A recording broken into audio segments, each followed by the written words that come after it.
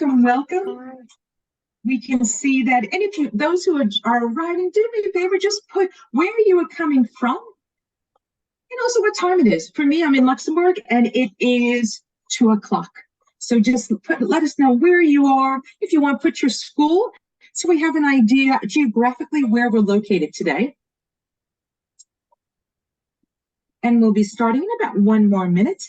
Just I see there's a few people connecting to audio, and once I see those people are on, you're more than welcome to keep your video on or off, but sometimes it's nice to keep it on just so we can see people's faces and to see your eyes. It's kind of hard talking to a black screen sometimes. So if you want to put your screen on, you're more than welcome to. If not, please keep it off if you feel more comfortable, whatever's best. Thank you. We have somebody from in Germany. I think I'm going to get started because we have exactly 1 hour and I want to be respectful of your time. First of all, good afternoon from Luxembourg. My name is Nancy Scucciarini, and I am here only to just introduce our intentionally small SIG and also the chair. Before doing so, I just want to go over some logistics. Number one, this session is being recorded. It will be uploaded to the ECIS YouTube channel and also to the webpage of Intentionally Small School Special Interest Group. Any other questions that you want, please put them in the chat. And I know our panel is looking forward to just responding to your questions and perhaps engaging in conversation as well. I would like the chair of the Intentionally Small School SIG to say a few words about the SIG, just in case if this is your first time. This is Dr. Jeremy Majeski, and he is from the Frankfurt International School and the Wiesbaden campus. And Jeremy, I'm going to hand it over to you to give an overview of what is a SIG, especially the intentionally small SIG that has been extremely successful these past couple of months. And Jeremy will be introducing the panel and the objectives for today. So thank you, Jeremy. Perfect. Well, thank you, Nancy. Welcome, everybody. My name is Jeremy Majeski. I'm the principal, as Nancy said, of Frankfurt International School's Wiesbaden campus. For those of you who know FIS, you probably know of us as a really big school. We do have one campus that has about 1,600 students on it, but then we have our campus, which is about 35, 40 minutes away, where we house about 200 students from preschool up through 8th grade.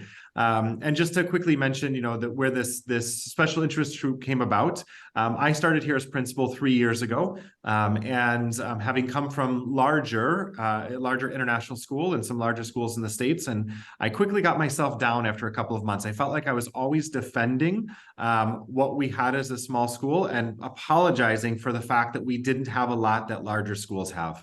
And it was through some of those conversations I was actually having with folks at ECIS, Sarah, who leads PD, she said, Jeremy, you need to stop apologizing for being small and recognizing the magic that comes along with small school.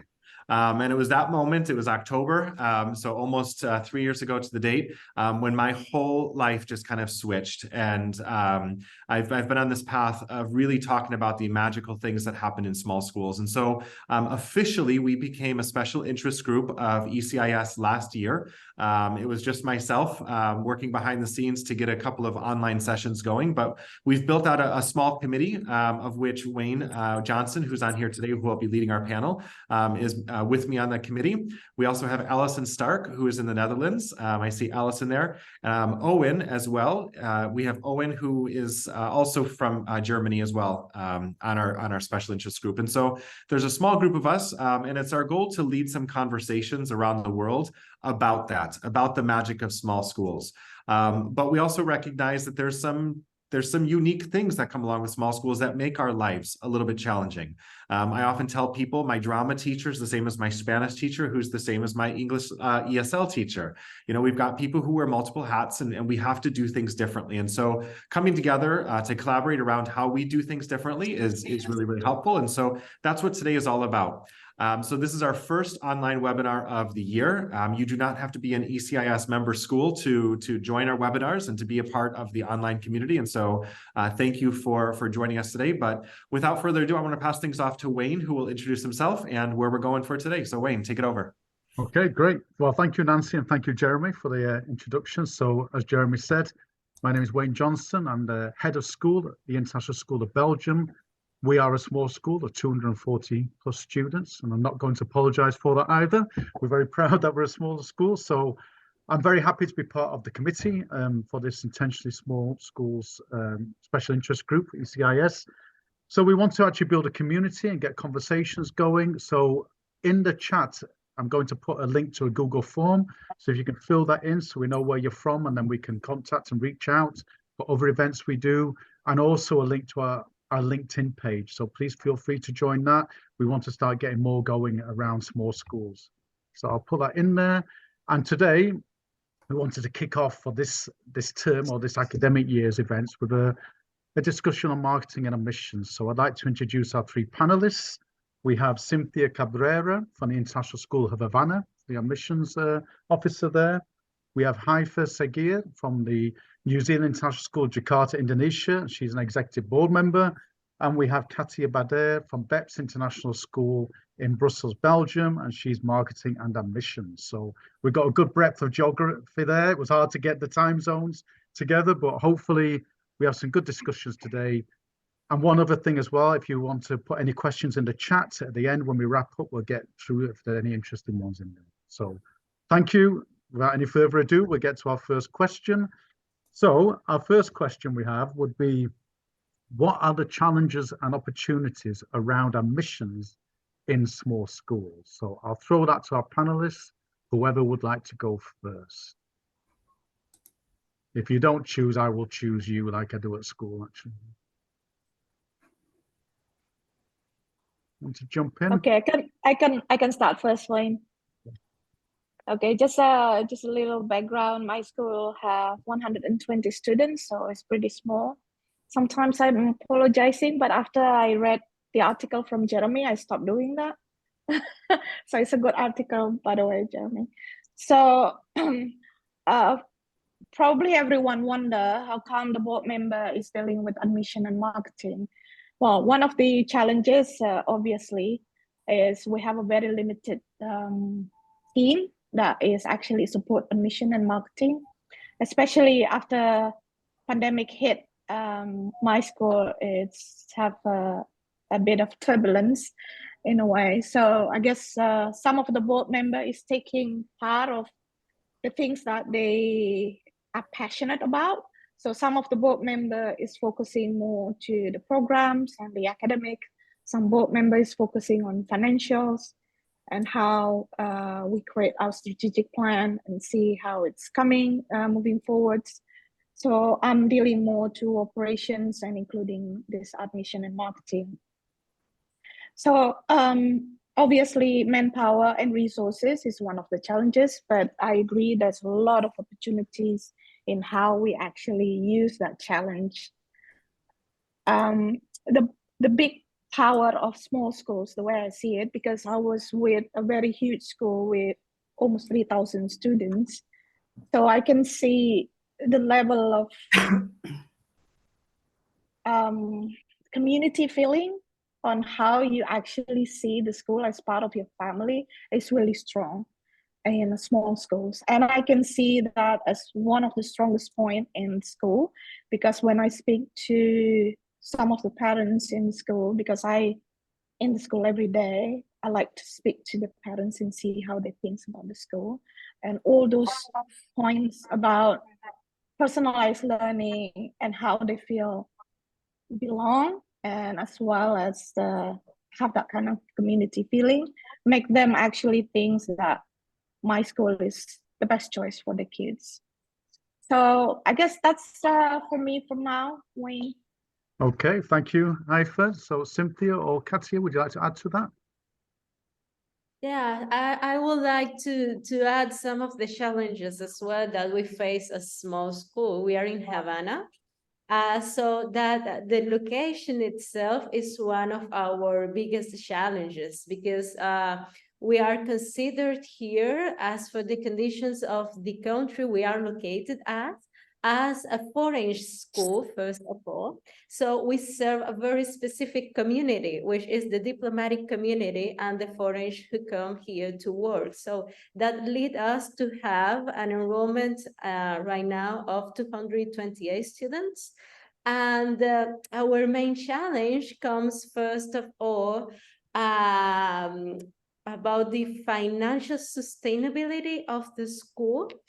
The second one will be focused on how we receive students from more than 50 different nationalities and different curricula as well. So how can we place them, and how the admissions department plays a key role in the best way that these students can integrate and the families can integrate into our community. But it comes also with lots of opportunities, which are the strong bonds that our family has with the school community, with the teacher. Everybody knows between each other. So it's like the magic of being a small school is like a strong community bond, not only inside the school premises or inside the school activities, but also in the country itself, in the city we are located as. So we are like a huge family in the city. So it's not only about academic, but it's also about emotional well-being, which is for us at small school, the main, one of our main principles for learning. And we see it that way. So I believe that those are the main challenges that we have as a small school located here in Havana. Oh, brilliant. Thank you so much, Cynthia. Some great insights there. Katia, you'd like to add something? Hello, everybody. Do you hear me? Does it work? Yeah. Okay. So BEPS is a small school located in Brussels. We have around 300 students at the moment, and I would say for me the challenge would be being the only one dealing with admissions and soft marketing. Sometimes it's a bit challenging, to am I doing the right thing? Getting help here and there. So that would be one of the challenges, that you have to deal with everything on your own. Of course, a lot of support from the heads of sections, of our director as well, but still you're the only one doing something. So that sometimes is a bit challenging. And like Haifa was saying, also the financial side, that you have to choose what you want to put your money in and where you want to invest. And the opportunities, like everybody else said, same thing, the close contact, the personalization, this is really great. The fact of being like a big family, everybody knows everybody.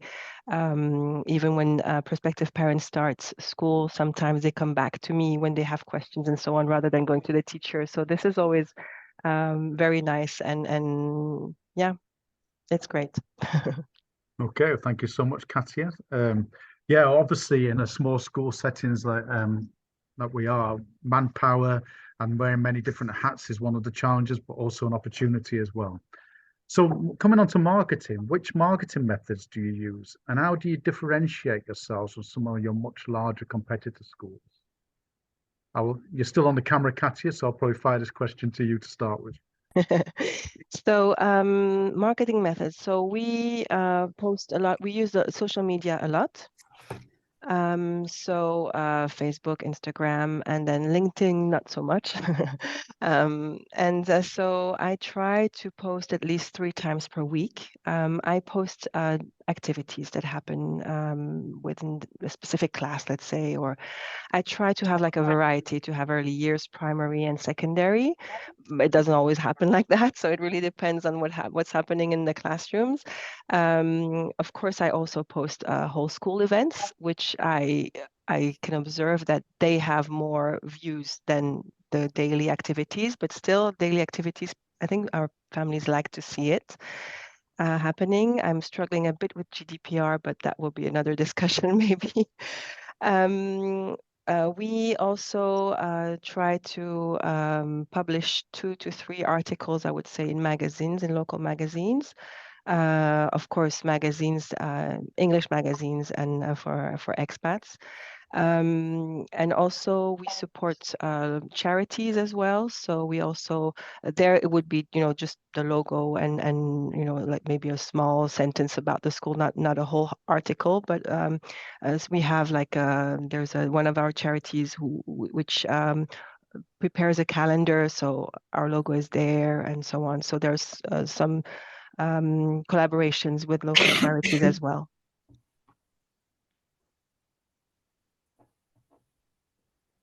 Okay, thank you, Katia. Who would like to jump in? I would like to add something, because for us, marketing is also very interesting and a very challenging situation here. So as I said before, we have a very specific public. So our marketing has been always oriented by email. So what we do is email campaigns to get to the embassies and to get to the companies that are located here in Havana. So we can make sure that their employees and diplomats who are about to come here know the school, the curriculum, our opportunities, what differentiates us, for example, from the Spanish school and from the French school, who are also, in a way, foreign school here in Havana, but also we are having a very interesting experience in social media, which has been a long discussion for us here at the school. So we are running an Instagram account by our students. So our high school students are leading their own Instagram account and the school Instagram account.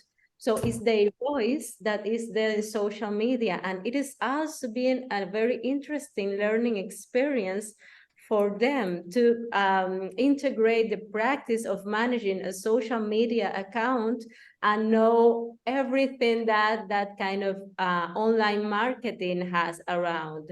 So it's also very interesting for us, and we are exploring as well how useful will be LinkedIn for our school account. And it's also we have to potentiate that, but it's been interesting, the experience of having the students actively participating as well in these tasks for that part of the marketing beyond what we can do, as well as teachers and administrations, to get to our main audiences. Okay, thank you, Cynthia. Haifla, would you like to add to anything there? Yeah, I would like to add a little bit, Wayne. I think apart from social media, we know it's quite powerful now. What we did lately is actually creating partnership with feeder school that is quite successful. So for instance, now we have a lot of partnership with standalone preschool as a feeder for our primary school.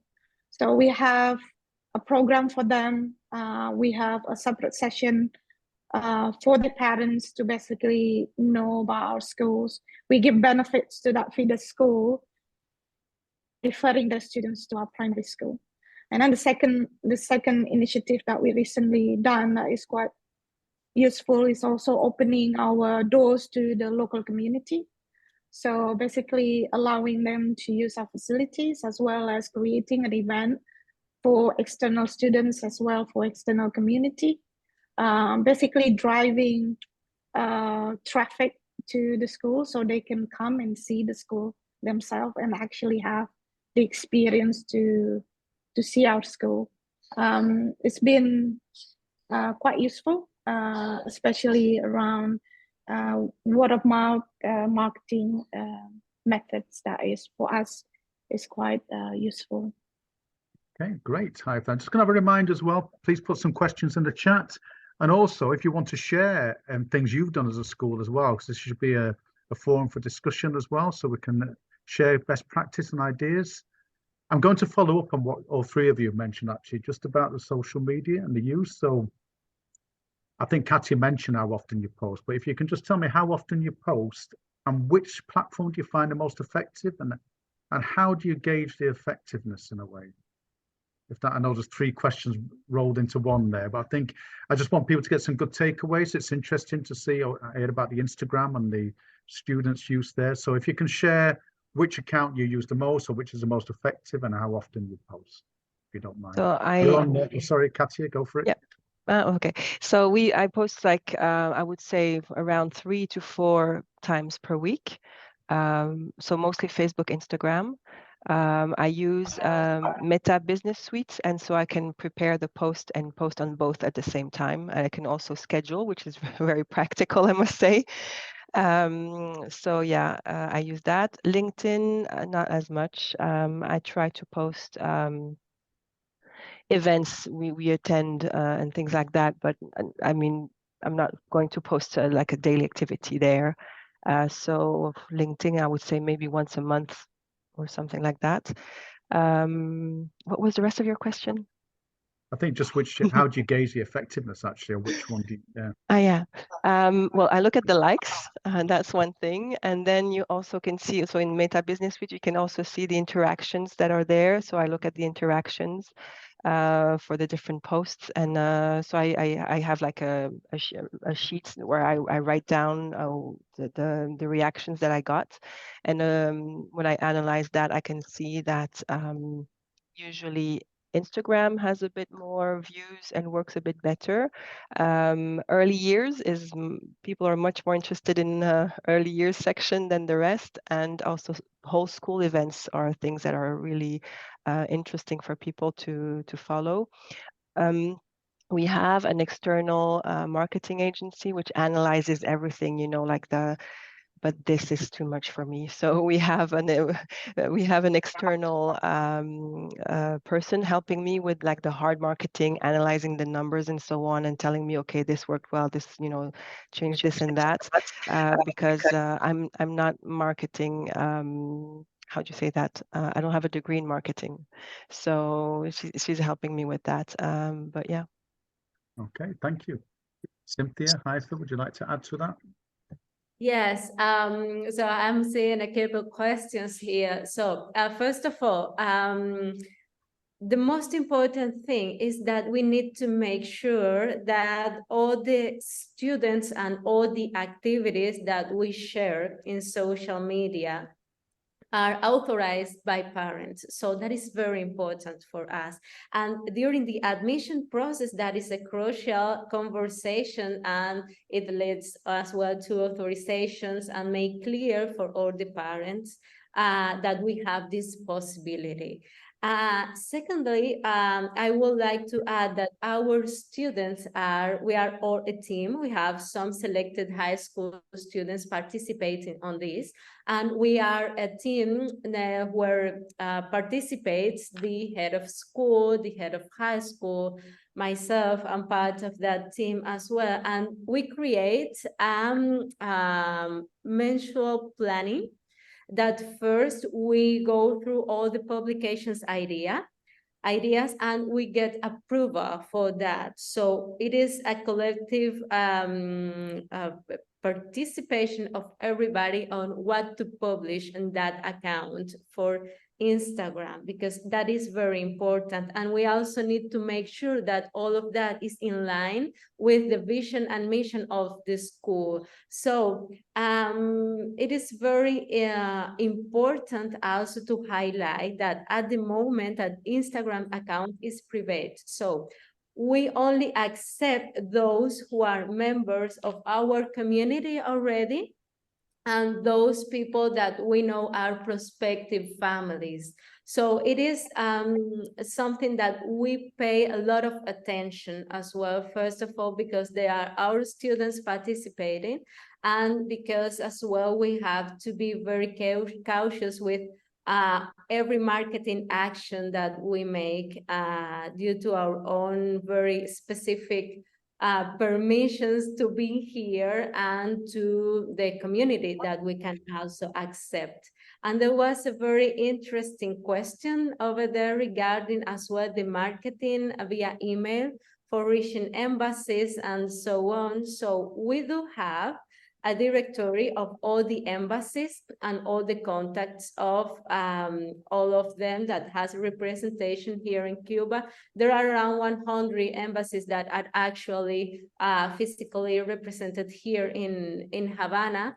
So we contact them and make sure that all the flyers that we produce and all the information gets to them. And not only that, communication happens when it is our interesting to reaching out of them, but also on national days of the country, we also seek to participate in some activities that they make so we can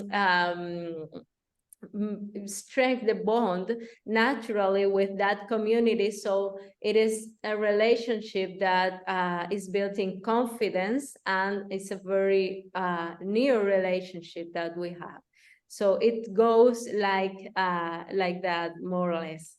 Okay, that's brilliant, Cynthia. Thank you so much. Haifa, would you like to also contribute to that? Yeah, the social media that we use mostly is the Instagram and Facebook. And we have a part-timer who actually help us with the content and the posting. In terms of frequency, we're a bit not regular in a way. Sometimes we post quite often if there's a lot of things going on in that particular time. And there are times that we quite absent because I think one of the participants also mentioned about the intention. So it has to be meaningful. It has to have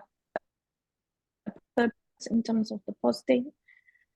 In terms of analytics, that's also something that we need to work on, because we need someone that actually dedicated to really see which posts that have the most impression in a way and have more likes, like Katya mentioned. So we know exactly what kind of posting that we need to do to make it more effective. Okay, great. I've got something just for the audience here, if you don't mind putting in the chat. I'm just curious, are any schools using TikTok at the moment? So if you are, please put in the comments there. We just started a TikTok account that students are doing with heavy monitoring, I may add, but we've just started that. So I'm curious if anyone else is brave enough to go down the TikTok routes. But anyway. Maybe okay. you can share when and how you use your TikTok. Okay, I will share the link later and you can have a look. Yeah. Okay, great. I'll get back to come on to physical marketing actually. Now we talked about, and you did mention a little bit there, Haifa, about opening your school up and doing links with feeder schools as well.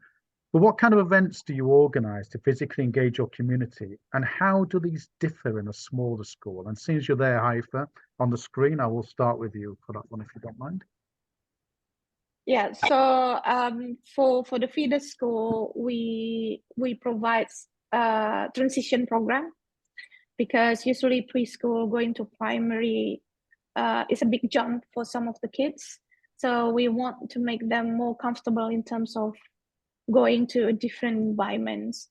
So we have a special program that is formulated by the primary team to make sure that the transition between preschool and primary is quite seamless. So they sometimes come to the school and have activities with our all own preschool and the primary one students. So just to build that kind of confidence that is really welcoming, it's really a nice environment for them. It's not really as scary as, probably preschooler think about primary. And in terms of opening to the community, we do bazaar in some of the school events that we open for public. We also have holiday camp that we open also for public, for kids, of course. But it's not only like activities that is only for existing parents or students. So we have many initiatives actually. We just recently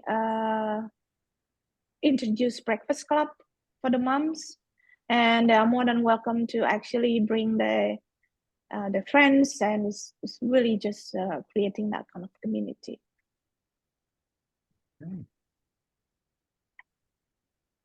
Okay, I'll go on then. So for us, we also organize a transition for the early years to go to year 1, and then for our year 6 to go to secondary. There are different, I would say 2 to 3 times per year during that year where they go to their new classroom, and then they have different activities going on there. But that's just within the classroom. The parents don't attend these events. For the whole community events, we have a Halloween party. So we have a parent-teacher association, which is really amazing. And they organize every year a Halloween party and a summer fair where all our community, everybody's invited, and as well people from outside. We invite our alumni and so on. So it's really great events that are people look forward to them actually. Our PTA also organizes different coffee mornings where any parent can come and join. Within the school, we also have a winter fair where we so children prepare crafts that we sell afterwards to parents. They come to school and the proceeds go to a local charity. We have International Mother Tongue Day as well, where parents are invited to come in to share something from their home country, to share food together. So we have like a couple of events during the year where everybody's invited to come. Okay, great. Cynthia, would you like to add on to that? Yes, well, we have the Parent Teacher and Students Association. So this committee leads most of the activities we do here with our community, and they welcome all new families. So they make sure that they have a smooth transition into our own community, that they feel welcome, that they feel like in their home here in Havana. And also we have several activities. COVID was a very, very hard time for us as well too. So now that we are retaking physical activities on campus and field trips and so on, so we are going back to our Nationalities Day, which celebrates all the nationalities that we have here at the school. We have the International Food Fair that is happening actually this Friday. So every student has their own typical food and share with the rest of the students. And that's also those activities by the PDSA that it is a huge, very, very important support for us in this school. Also talks about how the diversity in small schools becomes a strength as well. So it is very important to learn from that diversity and make that one of our key points to learn about respect and integration, and also how the difference can lead to achieve huge purpose on the international students as well. So all those activities are running through this school year. We also have movies under the stars with our activities that happens after school with movies for children and their family, and they are gathered together in our campus. So it is wonderful as well. How good can this be for our community of foreign people here in this country, and how they integrate into our learning community? Wow, thank you so much. I might steal the idea of movie under the stars, although Belgian weather maybe is not so as good as Cuban weather for that one, but thank you for sharing that. So a couple more questions to get through, and then I've seen on the chat there are a few, so we'll have some time at the end to get to those. So another question, probably since you're there at the beginning, Cynthia, I'll keep you on screen for this one. Do you believe intentionally small schools need to have a USP to compete in the marketplace? And if yes, what would you say your USP is? Yes, yes, I think it is very important, not only for a marketing purpose, but also to get on the ground for ourselves and to get to know who we are and where we are walking to. For example, we do not have huge competitors here in the country because we are also the only one that is truly international, in the sense that we are the only English school. The rest of the school are also more like a community school, like the French or the Spanish school, which follows those curricula. But we are truly international, so we integrate our own diversity on on a daily basis. So as I said, our USP will be that we are the only English, Cambridge, and IB school here in Havana. serving the diplomatic community since 1965. It's been lots of years and a lot of challenging and lot of experiences. And also it allows us to learn every day. That is very important for every school. Learning is a process that involves everyone: students, teacher, administrative staff. So that's also what leads us to keep so important USP that also guide us through our vision and mission as a school and to our day-by-day work as a small school, a small international school here in Havana. So it is very important for us. Okay, thank you so much, Cynthia. I'm probably going to jump to Haifa now because I know, particularly in Jakarta, there's a lot of competition there. So how do you separate yourself from your competitors? Okay, the fact that we're the only school that use New Zealand curriculum is already a USP for us, because no school is actually in Indonesia and that. But I think what's really something that we call our USP is we always put the tagline, join our community. It's never been join our school. So I think in the very beginning, in every open house, we always highlight that. I mean, you should be part of the community, not just putting your kids in the school and then not being engaged with the school. And that's something that and the second thing is we always believe that happy kids is confident learner. So if they're happy, they're more confident in learning and they're more likely be a lifelong learner. So that's really the three things that we always said in our open house and when we meet prospective parents. Okay, Katia? So for us, I would say that what I always stress about is that our location is ideal. We are in the center of Brussels, but we are still in the green area. So there are other small international schools in Brussels as well, but not as well as located as us. So we have an ideal situation. There's a main street in front of our school where you have all the embassies. So we're really like in a safe environment as well. What's very important for us is the small classes, to have 18 students maximum per class and to be able to really focus on each child's needs. This is what really is very important for our families and for us. So it's not, you can have small classes, anywhere if you want to, but we really focus on meeting the child's needs, individual child's needs. So we don't want all the children to reach the same level. We really look at where they are, where they're at, and we really try to help them, support them, challenge them as much as we can. And this is really in our DNA, and we do this from the early years to the end of secondary. So I think that's what makes us special as well. Yeah. Okay, well, thank you so much. Okay, I think one more question, and then I'll touch on one more before we open up to the audience here.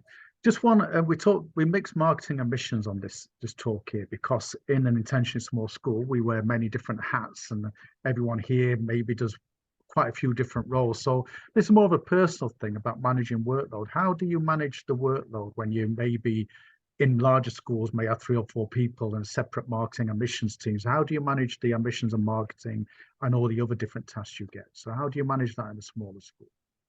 Now we'll keep you on there, Katia. How do you manage your workload? Oh, how I manage? I do my best. So, well, for me, this year is the second year that I do this. I was an early years teacher for 15 years. So last year I was just trying to understand what I had to do basically. So this year that I know exactly what I'm supposed to do, it's a bit better and I can organize myself. So for me, admissions comes first. So I always try to reply to emails quite quickly. I don't want to keep people, waiting for an answer. So I usually start my day like that. I would reply to emails, follow up on meetings, dates, changes, and so on.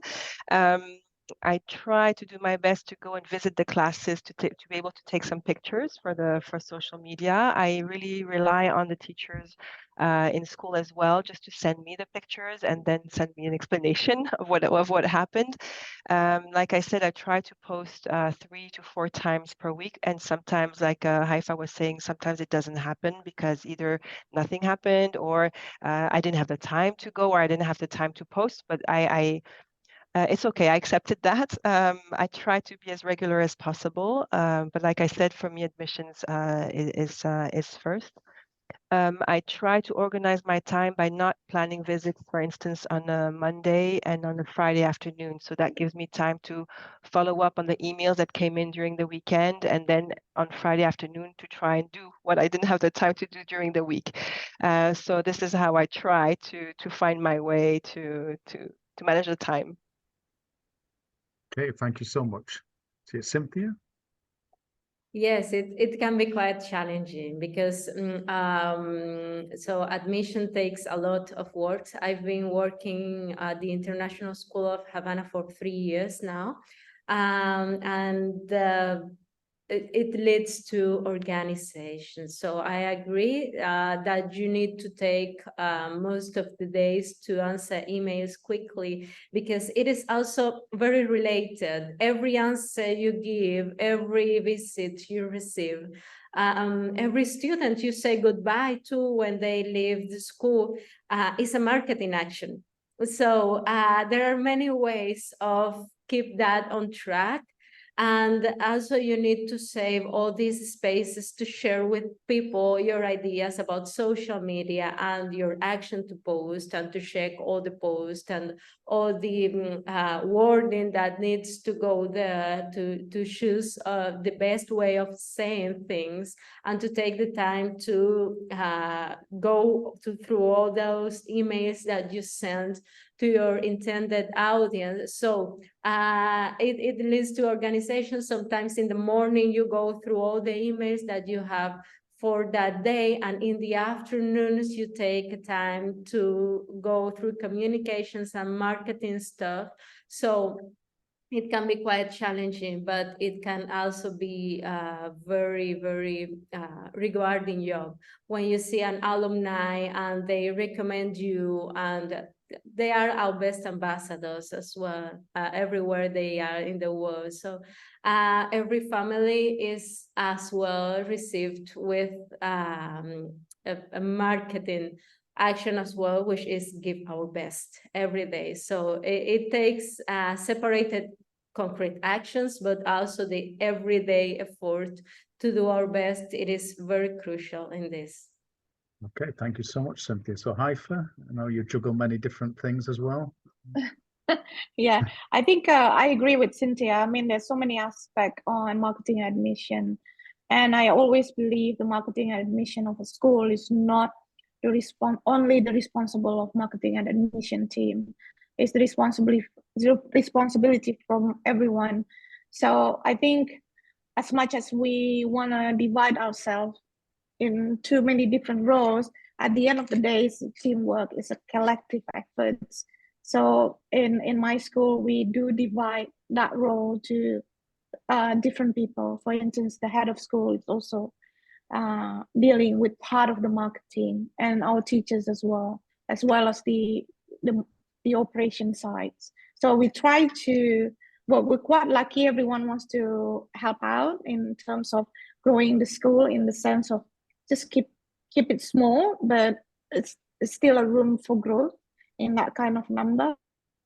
So I think we're quite lucky that we can divide the marketing and admission, not only by me or by the head of school, but other part of the school is also want to take part of it. So we're quite lucky. Okay, thank you so much, Haifa. There's an interesting question actually that Katia asked to discuss, but I think it's going to be a tricky one to discuss here. So maybe we take it offline and put in a LinkedIn group about data protection issues and how do you handle that.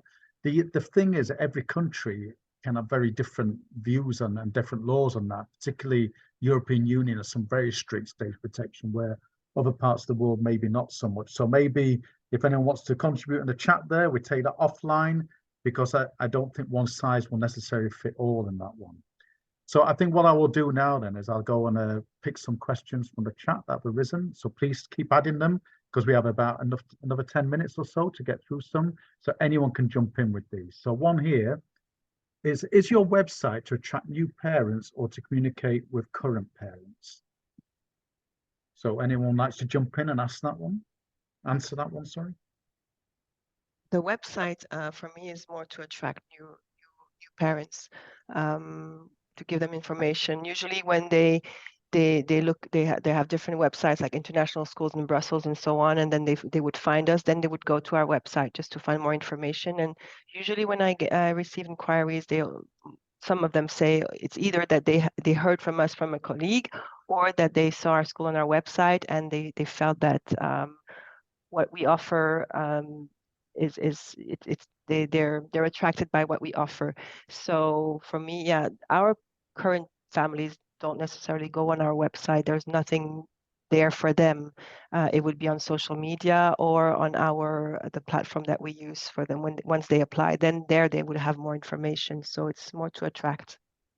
Okay. Cynthia, how if you'd like to add, are your schools same as Katia or different?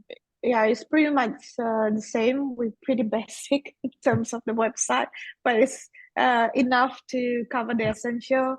We even put virtual tour during pandemic, which is quite useful, especially for those relocating from different countries and they cannot come to the school. They would like to see the school. So that website is quite useful for us. There's a lot of new parents actually knew us from the website, not from the social media. So we trying our best to keep updating the website. Yes. Okay, great. Cynthia, anything to add, or shall I move on to the next question? Pretty much like that. Our website has a very basic information about us, and basically it is intended to give parents as well, part of our community and prospective parents as well, the tools for keep the basic information about us, but also to personally reach us. As well, with any questions or inquiry they may have. So it is a tool that it is intended for them to personally communicate with us. Okay, great. I've got another question here in the chat. Do your teachers play a role in marketing? It's a good one. Anyone want to jump in for that one? Okay. Yeah, for sure. I think teachers, I think we all agree teachers is the most important part of the school.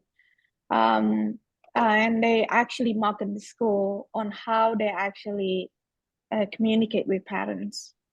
And during open house, we always invite our teachers to be part of it, like explaining what they did in the classroom, or even during school tour, we always engage the parents to actually speak to the teachers themselves rather than probably listening to me or listening to the head of school. So they really have like a meaningful engagement with the teachers in the classroom while seeing the teachers basically in action. So, and there are some of activities of promotional that we invite the teachers to be part of it. It's not really something that is a must. So for instance, we recently have an invitation to have like edu fair involving several international schools in that particular area. So we invite our teachers to be part of it. So after school hours, they come to the fair and actually be in the booth and explaining to the prospective parents, and it's quite powerful. Okay, thank you. Anyone else like to add? Are the teachers get involved in marketing? If they do get involved in marketing, of course. They do, yes, exactly. Like Haifa said, we really try to. They are part of the school. They are part of the children's day-to-day life. So yes, we really want them to participate. When I do a visit, same thing. Sometimes I ask questions to the teachers, or maybe sometimes naturally they would explain what activity they're doing at the moment. When we have our events like the summer fair, the Halloween party, the teachers are present as well. Yeah, they're really part of our school and of marketing. Great. Cynthia, like to add to that? Yes, yes, it works like that as well. It is a collaborative effort between everyone here. So teachers make their activities with their students, they teaching days as well, and they also share all of that so we can choose and we can be aware of what to share of that opportunity. So yes, definitely. Okay, I think I've got one more question I can ask here, but I don't know whether anyone was going to be comfortable to answer it, but we'll give it a go. A question here about how much money you would allocate to PR initiatives, not including website hosting, etc. Anyone feel comfortable answering that one, or give a rough figure, or do you have to fight to get that included in the budget, or do you find that you quite have a generous budget for marketing initiatives and things for the year? Anybody want to answer that one? I wouldn't be able to put a figure on that, actually. It's just a matter of, if something makes sense, then Sure. I get a green light. So I really don't know. Because within my budget, I also have, for instance, like let's say we have jumpers with the logo on it. I prepared flyers as well. So I have like a folder that I give to parents with information about the different section that they applied for. So those flyers as well. So it's a bit difficult to say how much I spend. Good answer, Katya. Well done. Anybody else want to add to that? No, I thought that would be the one where we get the most silence, but there you go. No, I mean, in terms of just curious, because obviously in terms of a larger school would have like a X amount put aside. So that's interesting what you said there, Katya, about if you see something that's worth pursuing, then you will go and approach and you'll get the green light for it. Okay. Just similar to how we operate as well. I think there's no more questions coming in unless anyone wants to fire one in there. We've got probably time for one last question. If not, we can always take this offline, and please join our LinkedIn group and put questions in there. We really want to build this community and get things going, whether it's PD sessions, collaboration, or where we do some physical things, whether that's student competitions, etc. So we really want to get this going. I think Jeremy and Sarah and other members of the committee put a lot of work into getting this going. So really, let's collaborate, support one another. It's good here now after Jeremy started this, we can be not ashamed or not embarrassed to say we're an intentionally small school. We are proud of that. So let's all help one another and connect. So thank you so much for today. I really appreciate. Thank you, our panelists, Katya, Cynthia, Haifa. Thank you so much for agreeing to join us. It's been a pleasure. And thank you for everyone tuning in. Hopefully you got some good takeaways. And please, if you've got anything you want to follow up or get some more advice, particularly I've seen that people wanting to about how you do the Facebook and Instagram marketing. Well, please reach out. I'm more than happy to reach out directly to me, or you put anything in our LinkedIn group. So thank you, everyone. Enjoy the rest of your afternoon. Thank you very much. Oh, thank you. Bye. Thank you. Bye.